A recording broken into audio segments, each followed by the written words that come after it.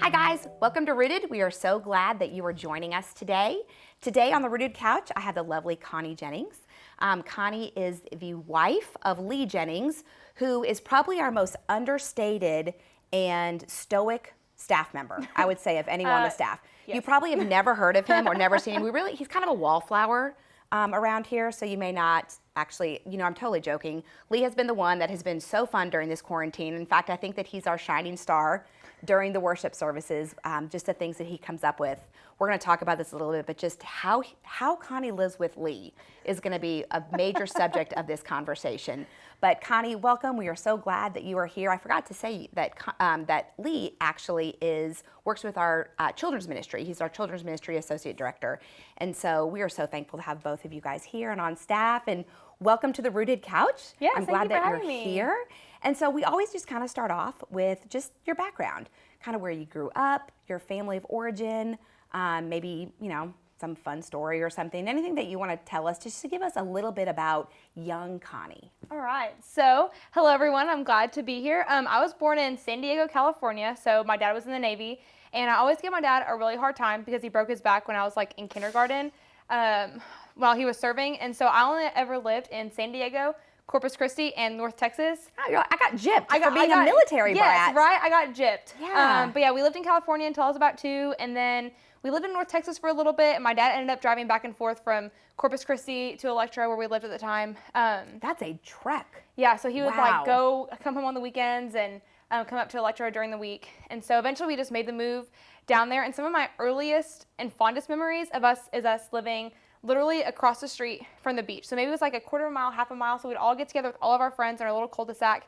walk across the street and go play on the beach for hours and pick up hermit crabs. And I think part of that is what instilled my love for being outside today. It's just that I grew up on the beach. And so I got to go play and have fun and trick people into holding a hermit crab. So we could see who would get bit first. I mean, those are those tricky things. Yes, right. He won't bite you, but I pinched you. Yes, right. And so, after that, we moved back to Electra when my dad had a medical retirement when I was in end of kindergarten, first grade. Okay. We lived in Electra for 5 or 6 years, and then we were in Wichita Falls all the time playing sports and all that. And so eventually we made the move to Wichita Falls when I was in 7th grade, and I started at Holiday, graduated through there. I went to MSU for my bachelor's, and so I graduated with special education in May of 2019, and now I'm currently in a master's program through UNT in applied behavior analysis. And where are you in the process of your master's? I graduate in December. Okay. So that is awesome. Yes. I'm sure. You have just been nose to the grindstone. Pretty much. Since all this has started, right? You haven't really had a break. No, I took off last summer because courses didn't start until August, and then I've been in August, spring, and then summer started 4 days after the spring semester ended. So I've just been going nonstop.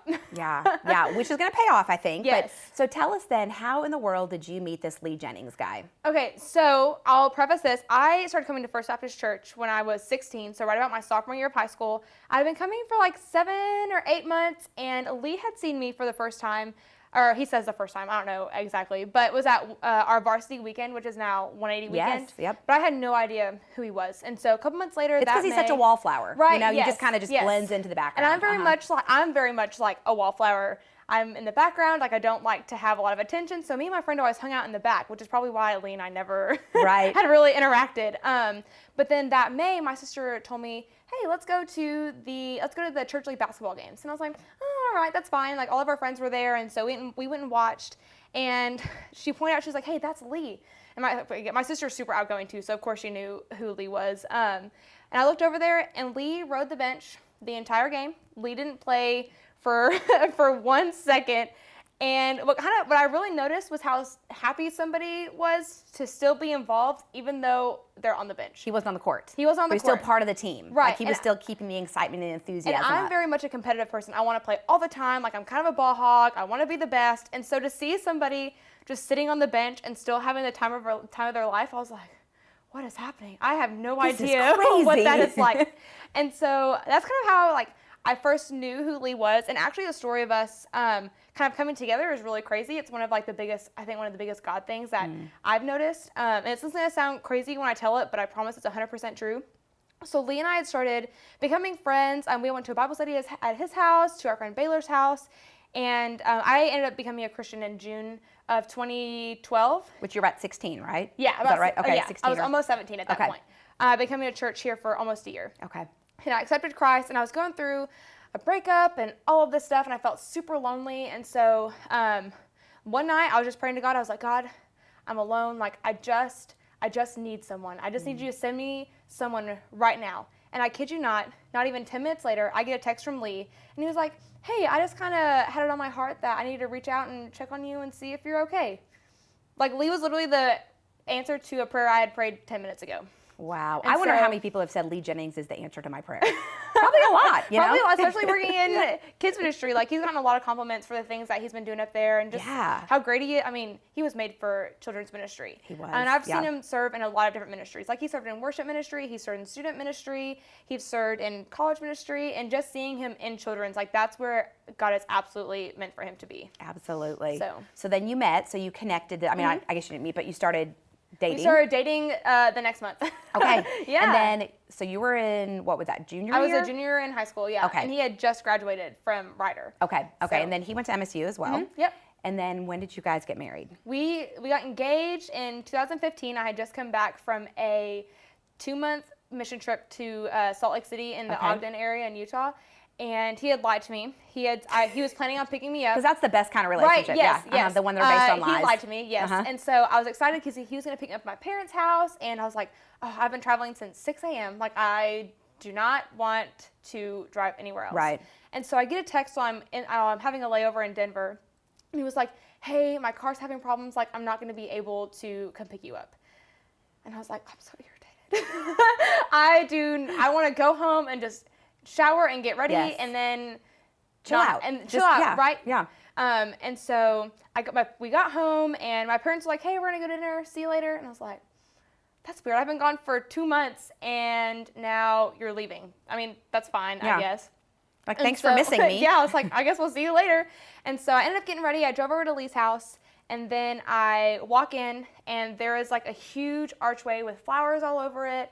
And Lee ended up proposing to me like the day I got back from my 2-month mission trip. And we were engaged for almost 10 months and then we got married that following May. Okay. So y'all are both in school still. Mm-hmm. And that's so awesome. Yeah. Okay, so fast forward a little bit. I want you to tell us just a little bit about what you do now. Okay. And then kind of with your schooling and kind of where you're trying to set yourself up to. Because I think the call that you have, it's not a vocational ministry call, but it is such an amazing call. And so I'm excited for you to tell everyone about that. Yeah, sure. So I am a registered behavior technician. That's what I do during the day. And I work with kids on the autism spectrum and I do behavior therapy. And so essentially I'm helping children with autism gain more independent skills so they're able to live more independently. And we do pretty much anything that you can think of. We do potty training, teeth brushing, speech, social interactions. We help teenagers get ready for jobs. Like we do the whole gamut. The whole thing. And so I'm in school right now to be a board certified behavior analyst, which right now I'm the direct implementation of like the things that we do. And so behavior analyst is the one that writes all of these programs and comes in and like trains people essentially to implement these programs. Okay, great. So you kind of assess the person and see what's going to be best for them in their therapy and how they can go through all of that. Yeah. That's so interesting. Yeah. And so it's so interesting also because you said that you're going to graduate in December and something else is happening that's exciting around that time, right? Yes. So we're also having our first baby in December. December 1st is when we're due. So, yep, I'll hopefully have the baby and then walk the stage like 2 weeks later. So yes, if you can make those plans, that would be great. Now, do you have to take finals? Will you be like having like Lamaze breathing and taking your finals? It might end up looking that way. I don't know. I'm going to try and work really hard to get everything done like by the week before Thanksgiving because it's all online, so it's all self-paced. And that way I can just chill the last hopefully 2 weeks of my pregnancy. Right. Well, we are so excited. I think the moment that we heard that you guys were pregnant, well, first of all, we've got other staff that are pregnant too, which has been really fun. You guys are going to kind of be together. We're going to start building up our nursery again. That's right, yes. But just to imagine you guys as parents is going to be so fun. And I think there's a lot of people who actually want Lee to be their dad. Yes. In fact, just as a plug for what Lee's been doing some this summer is that our church has been doing, our taking care of our healthcare worker kids. Right. And so Lee would always come in and do the Bible story. And there was this little kid that didn't have a Bible. And I was there that day, and he so badly wanted Lee's Bible. he was like, I would like a Bible, and I want it to be Mr. Lee's Bible.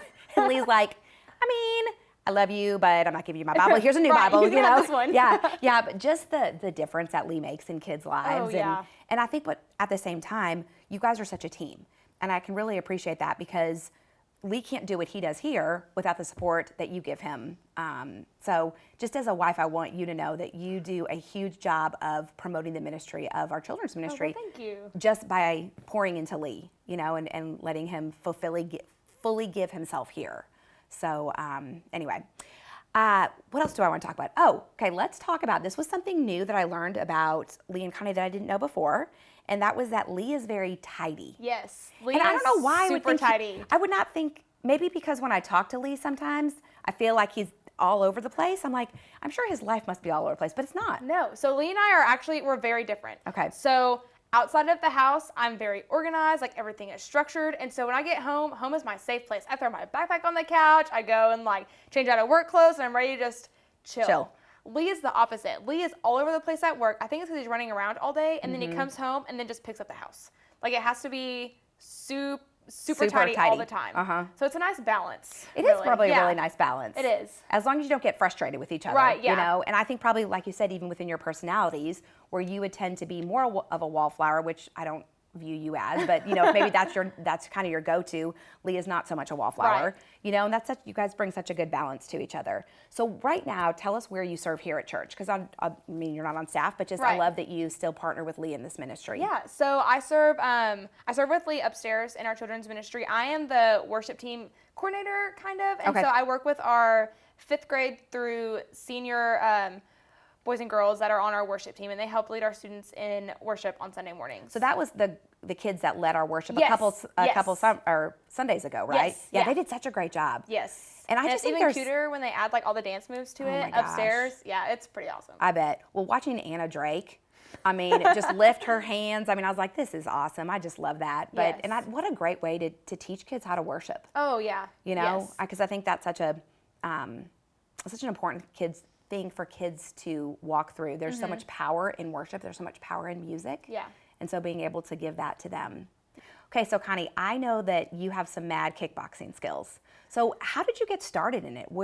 How did this all come to fruition? So I'm very much a group workout person. Like I love to have somebody yelling at me and directing me and telling me what to do. And I was getting tired of just running and lifting weights. And so we saw an ad for Pueblo boxing, and I thought, we'll go try it. So I got Lee to go with me, and after the first class, I felt terrible, and I was tired, and I hurt, and I loved it. I said, this is what I'm needing.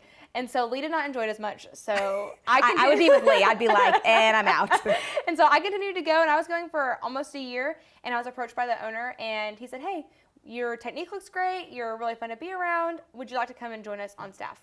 I said, yeah, sure, I would love to. And so I've been doing that for about a year and a half. That's awesome. Yeah. So have you had any weird casualties, or do you have any weird stories about boxing? Like, are there do you box to get aggression out?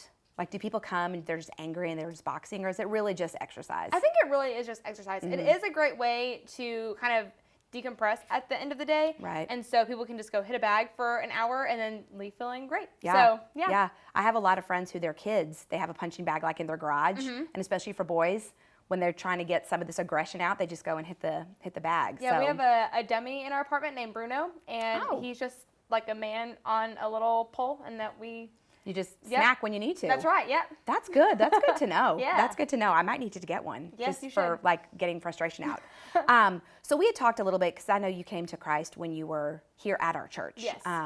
And Natalie Self, yes. right, was a really important person into your life. Yes. And so just kind of share how that worked, because I think it's always so encouraging for people to hear how influential different people are in their lives. Sometimes it's our parents, sometimes it's a grandparent or a friend, or it's a staff member. And so for you got to see Natalie. Yes. And just what kind of attracted you to her, and just kind of what was her influence in your life? So I never had strong, like, biblical female leaders in my life before really coming up to First Baptist. I've gone to a few churches. I would do Awana at some churches with friends. I would go on Wednesday nights every once in a while, but I never had like a true church home, or never personally had like true church leadership. I'm not saying anything bad about my previous churches. Like, I was just never invested enough to have that opportunity. Right. And so when I started coming here, I immediately noticed Natalie Self, and I've never seen somebody so just excited about life and excited about what the Lord has called her to do, whether it's serving in the girls ministry or serving in worship ministry, or I don't know if you remember, but the motion ministry that they had started several years ago, or I guess I was in high school a long time ago, it feels like. But in being a part of that and just seeing her lead in anything the Lord has called her, and so she's actually a big part of me coming to Christ when I was 16. Just watching her follow the Lord with literally everything she had and anywhere she was called to go. And so that just made a really big impact on my own personal walk with the Lord, especially just getting started. Right. So, because really for being a relatively new Christian, you then went on a mission trip and just, kind of pursued ministry opportunities pretty early on in your Christian life. So that's so awesome. I think that's what's so great about our church. I do think our staff is, people can come, and I think our staff is just people that we can relate to. And Natalie is such a great person. I know that I just heard that they're going to Lubbock. Yeah, maybe. I saw Is that right? Yeah. So, but I know that they've made such a difference in so many people's lives. So our very last question that we always ask is the reason this whole thing is called Rooted. And that is throughout your life, the highs and the lows and the ups and the downs, the storms and the good times. What has rooted you? What has been something that has grounded you? What is something that when all falls apart, this is where you stand?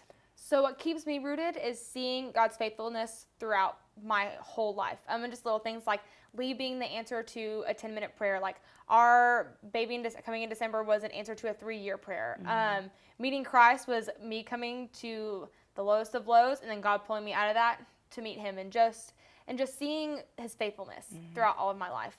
Because I'm terrible at keeping track of like reading my Bible every day. And so just knowing that God is faithful even whenever I'm messing up, that's what keeps me rooted. Right. So, we talked a little bit about the myths of ministry, and I loved what you put about just kind of debunking one of the myths, because I think that's such a good point. So as we close, just share with everybody just kind of what's a myth of ministry that you want to just address. So I think one of the biggest myths in ministry, especially about ministry wives, is that we have everything all together and that we are good at what our husbands are good at. And so Lee and I are really different. He's very much outgoing. I'm a little bit more reserved. And so just knowing that we are approachable, that even though our husbands may be like outgoing and great at what they do, and we may fall in the background, just that we are people, we make mistakes, and I'm an open book. So I will talk about just about anything you want to talk about.